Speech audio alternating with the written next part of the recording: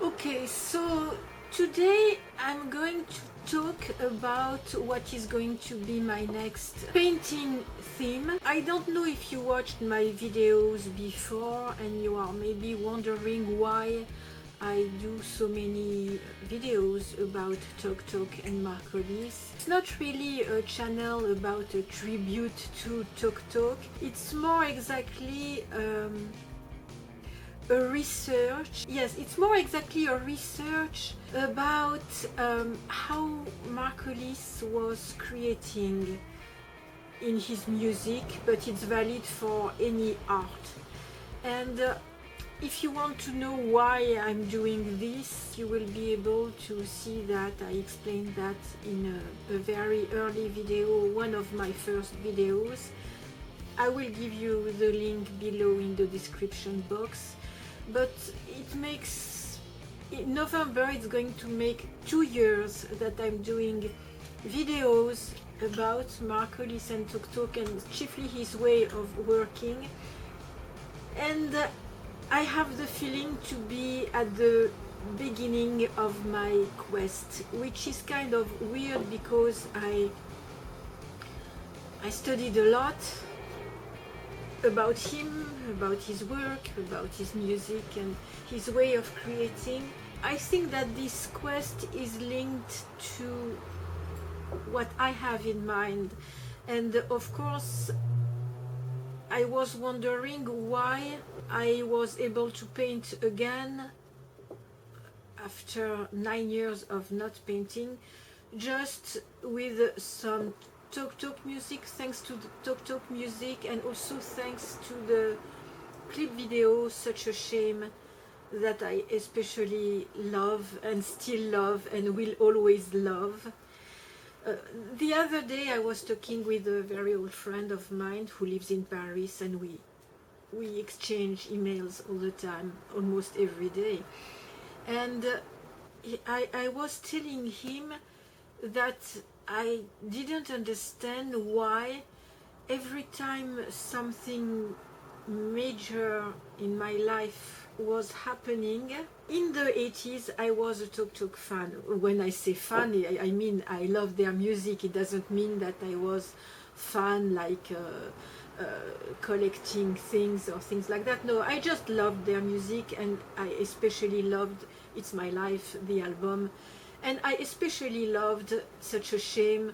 And then I was not especially interested in the look of the members of the band Tok Tok. I probably saw them in clips or things like that, probably, but I didn't really pay attention.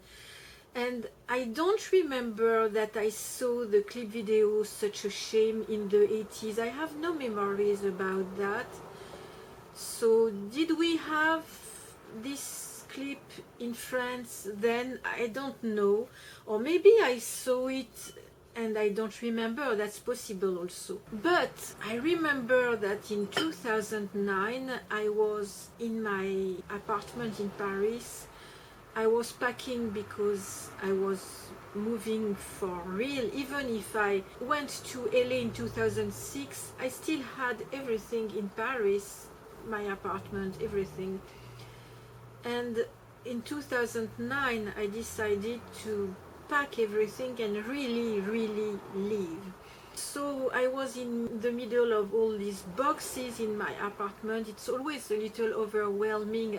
I know how to pack and I know how to do it, but it's still overwhelming. And my ex-husband came and we had an argument. Actually, no, we didn't have an argument. He got upset by seeing all the boxes and he started yelling and he was very upset. And I said nothing because I knew why he was so upset. It was because of the moving thing. He doesn't like that. And he left very angry, and I was in my living room. I sat at the dining table and there was my computer, my laptop there. I opened it and my first thought was, I must listen to Such a Shame by Tok Tok.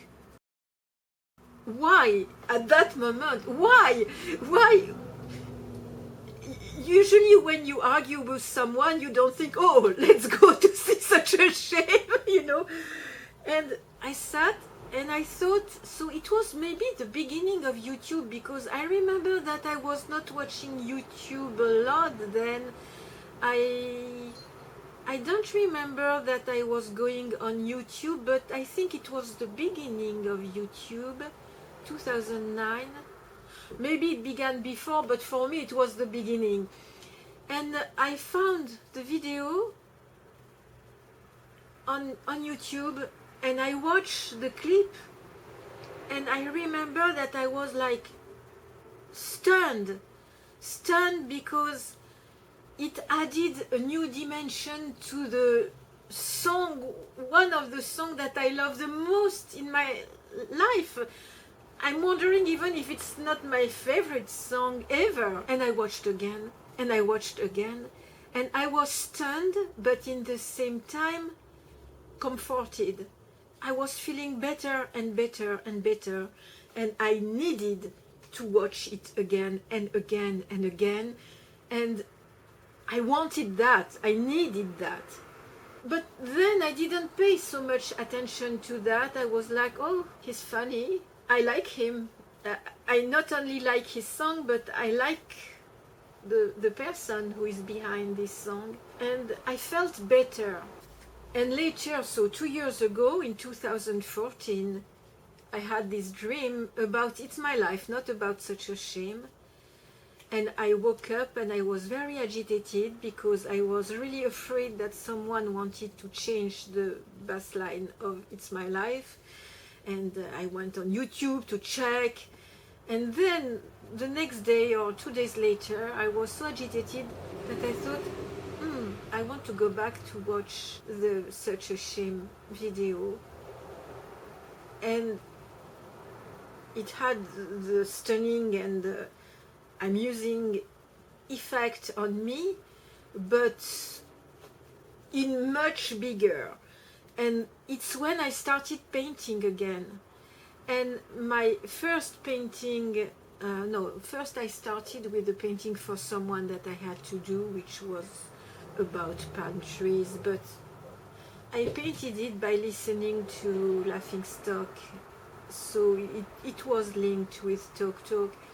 Then I made a portrait, but in acrylics, a very fast portrait of Hollis, where he has his sunglasses and we can't really see him between his hair and the sunglasses, but it was to train myself. I didn't know if I was able to paint again. And then I made the Such a Shame portrait, and I thought it's going to be one of the many Such a Shame portraits that I'm going to do. And it's still the case. I still think that I'm not done with that. So I don't know if you can see the portrait I'm talking about. It's still on my couch. I must find a place to hang it. The problem is that I don't have a lot of walls available, and there is one place I can hang it in my bedroom, but I don't see myself in the morning being awakened and just see the portrait. It seems to me a little weird. I don't know. Maybe I should try. It would put me in a good mood after all. I don't know. I must think about it. It's just that I would have the feeling that he's looking at me while I'm sleeping. But his eyes are closed, so he's not looking at me. Oh well, anyway, that is another consideration. Anyway, so I thought I want to do another portrait of Hollis in this clip video, because I'm not done. There is something here in this clip that I must understand, not about him, but actually about myself, because why do I go there? Sometimes I'm depressed, I go on the clip, I feel better. So it has really a very soothing effect. I actually made a video about that, something very comforting, yes. And I'm wondering why. And the other day, I was, a few months ago actually, I was sorting books and I arrived on this book, The Who. So I like The Who a lot. I made many paintings about Keith Moon, who was the drummer of The Who. So I made many paintings about Jim Morrison, who was the singer of The Doors. I made many paintings of Keith Moon, about Keith Moon, and also The Who actually, not only Keith Moon. I will try to include pictures in my video. And Keith Moon is a person who interested me a lot, but not because of his way of working, because I think Keith Moon has a very personal way of playing drums, and I'm not sure there is a method. I think it's just him and that's it. But I realized that I was doing paintings from Jim Morrison. He's kind of an archetype, I think we pronounce like that, archetype. He was Apollo, he was also the healer, the shaman. He was also Dionysus at the end of his career, if Dionysus is considered as an archetype, I don't know. I know that Apollo is an archetype, I don't know how we say, archetype maybe. So Apollo is an archetype. Definition of archetype. There are many definitions. The concept of psychological archetypes was advanced by the Swiss psychiatrist Carl Jung. So yes, Carl Jung is... when I think archetypes, I think of Jung. Around 1919, in Jung psychological framework, archetypes are innate, universal prototype for ideas and may be used to interpret observations. A group of memories and interpretation associated with an archetype is a complex. So archetype is someone or something or an idea which represent the best, a group of people, of things or of ideas. For example, Jim Morrison was the shaman. Jim Morrison was also Apollo at the beginning of his career. Keith Moon was the court jester or the clown. There are many archetypes. I'm not going to give you the lists of all the archetypes because according to the website where you go, you will find differently. According to the books you have, you will find different ones. I've been all my life, very interested in the people who are the court jesters or the clowns. I was not a fan of clowns when I was a child. Actually, I was afraid of the clowns. But later in life, I've been more fascinated by the clowns and the court jesters, and also I love the costumes of the court jesters. And that's probably why I represented Keith Moon in court jester on one of my paintings. Actually, I call this painting, I have it here, I call this painting Strange Days because it was about a song of the Doors. Strange Days and the court jester moon. Actually, here I found pictures. I think you see here, that is Keith Moon in court jester, but it's not this image that I represented. I probably found another image of him. So Keith Moon was always playing the dumb and the idiot, acting on stage when he was playing drums. He was there to make people laugh. He was like that, not deeply, because if you read books about Keith Moon, he was rather a very desperate man and he was drinking a lot and taking a lot of drugs. But he was feeling the need of making people laugh. So he was, I would say, the prototype, the archetype of the clowns, of the court jesters. And I realized lately that I was painting about people who could be archetypes. I was talking by email with my friend in Paris, and we were talking about Nicolas Sarkozy, who is actually a candidate to be president of France again. We were comparing two candidates, Juppé and Sarkozy, and Juppé is absolutely good for the job, no problem about that. It's just that I was saying to my friend that I was preferring Sarkozy. Why? Is he more efficient, more, I don't know, competent, how we say, more made for the job? Well, he was president already once, so of course he knows more than the other one, but I think both would be absolutely great as presidents. But why do I prefer Sarkozy? I realized that Sarkozy was also an archetype. He's the hero. He's always here to save the world. Of course he cannot save the world, but we want to believe that he's going to save the world. And I realized that I was interested in people who are archetypes.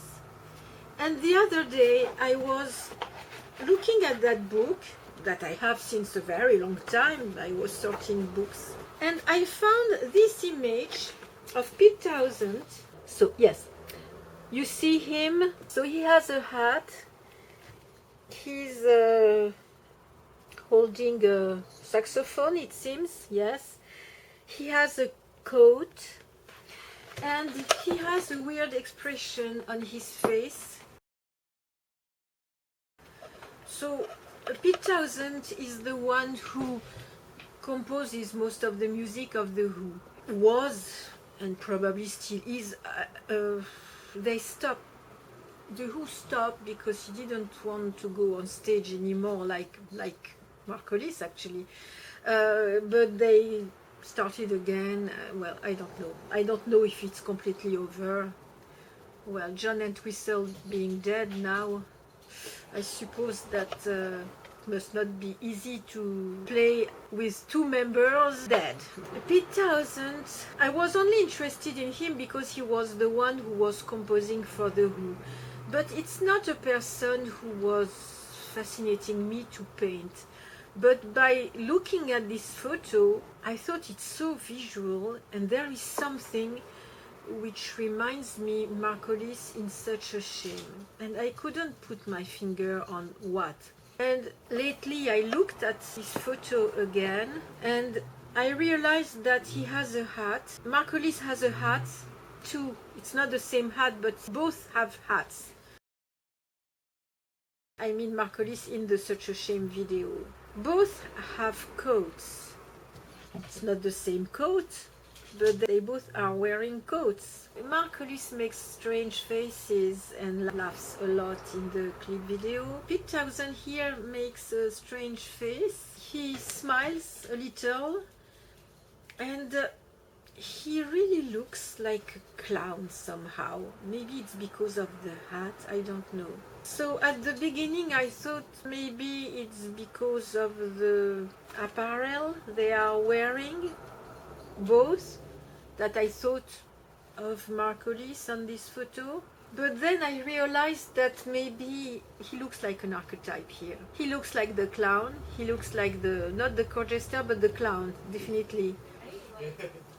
Hey, Bruce! Sorry, I had to stop because my son arrived and he left for a Halloween party. That's funny that I'm talking about clowns. That would be a great costume for Halloween, actually, a clown costume. I also found this photo of Pete Townshend where he makes funny faces here and here. So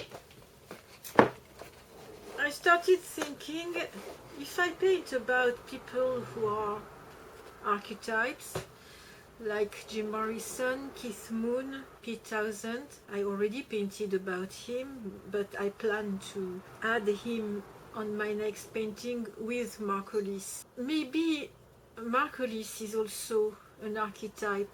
That's something that I was considering, so which one? It depends on what we are considering actually. He can be the clown on the Such a Shame video. He's definitely the clown, but not only. He can also be a hero by a certain way, not that he's going to save the world, just he tried to make music by a different way, and that was very brave at that time, especially after the career he had, at the end of the career he had, more exactly. It was really very risky. He took the risk, and he didn't lose. He had troubles, but he didn't lose. He can also be the mentor for me. For me, he's a kind of mentor. I'm not sure that he wants to be a mentor. I don't think that he planned to be one. But for me, he is one. He's a mentor, definitely. I can say that Jim Morrison was a mentor for me. I can't say that Jim Morrison was a model for me in my way of creating or anything. No. Same thing for Keith Moon. Keith Moon is definitely not a mentor. I certainly don't want to have Keith Moon life, and even if I play a little drum, really a little, I'm not a drummer, so I can't really relate to his life. I'm not a composer either, but I mean the way of creating, Marcolis' way of creating can be applied in art, or in any art actually, or even in life. That's the difference. I mean, when I see how Marcolis led his career, led his life, somehow he stopped working to take care of his kids.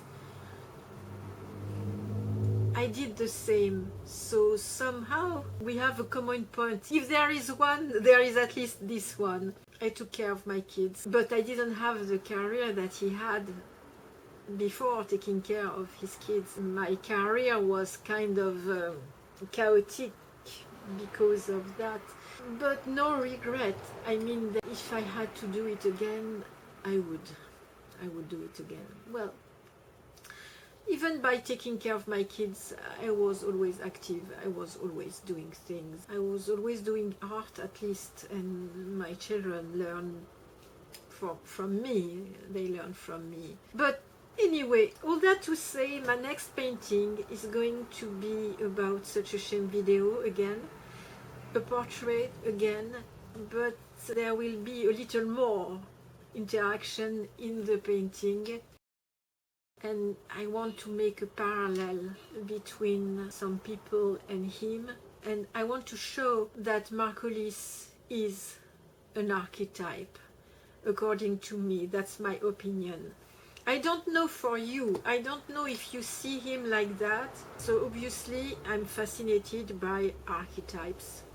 Good to know. You see, it's funny how a research about someone else makes you learn a lot about yourself. That's why it's important to do it, to talk about it, and to exchange with people. Maybe other ideas can come from you. I would love that if you comment under the video. It's important if you could comment, because I would be very curious to know how you see Marcolis. So that is not only, it's not so much about his music, it's more about his visual. He played a lot with his visual, his look. If you look at him from the beginning of his career until the end, it's like if you were looking at, I don't know, at least 6 different persons, at least if it's not more. At the beginning I had difficulties to follow with his different personalities.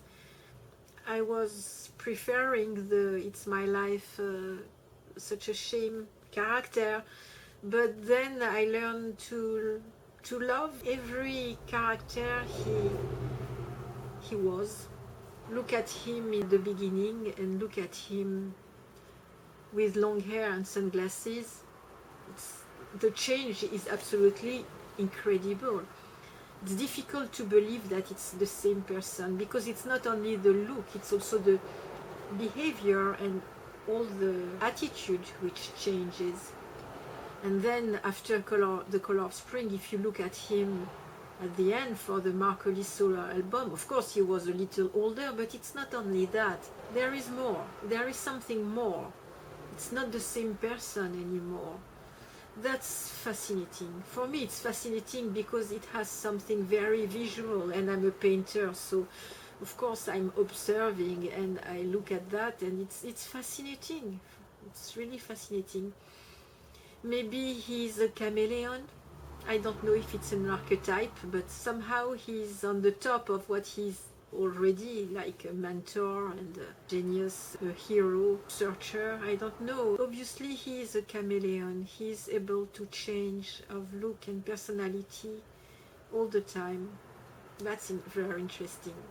Okay, my video is going to be too long once again. I see you very soon. Bye bye. Bye bye.